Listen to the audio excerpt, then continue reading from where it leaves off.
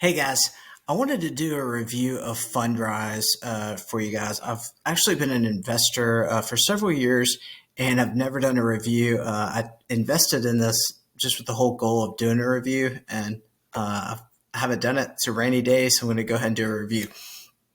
Let me start with saying that a lot of these reviews are really just promotions and they really just want you to click on a referral link and do that.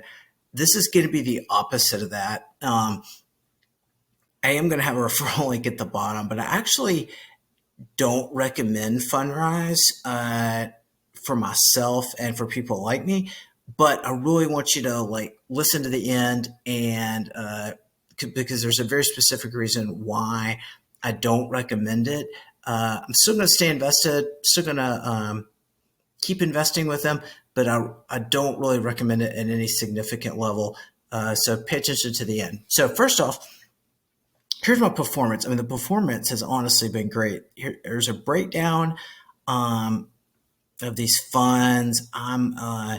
You get to choose like growth, income, or balanced. I chose balanced. So this is my performance right here. So all time, I've got a 15% annualized return. 2021 year to date, 18%. So it's done really well this year. And, overall return 15%. It's not bad.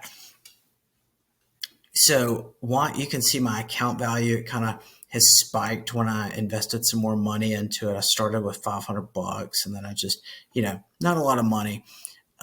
So one of the reasons why I invested was, one, to do a review for you guys. And Fundrise is interesting. You really don't see the true performance or like what's going on within the funds unless you're invested with them, which I can understand.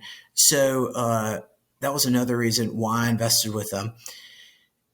The other reason, though, was the real reason why I'm not going to keep investing with them is they are buying single family rentals in places like Texas. And that's kind of their core strategy going forward, it appears to me like, for income and growth, which obviously I am the biggest believer out there in, building single family houses for rent.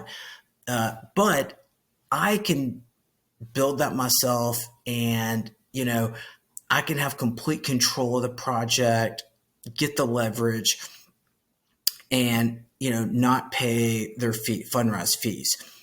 However, if you want to do this just completely passively, I mean, that's this is an awesome option. Like, as you can see in my performance, like, look at all these funds, like this interval fund at 28% year to date. I mean, Heartland Fund, that's like I'm invested in that. That's investing in the Midwest, it's doing 29% year to date.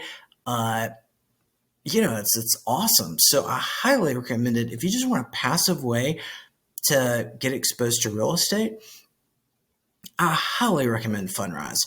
The reason I'm not going to do it at any scale is because I don't want my money locked up and not liquid for this while. And I can just get better returns because I'm willing to do the work and, pull building permits, get builders, deal with tenant issues, things like that. But if you don't want to deal with those kind of issues and just want a passive investment and exposure to real estate, this is an amazing option. So hopefully this helps. It's a quick review of Fundrise. I highly recommend it if you want a passive option.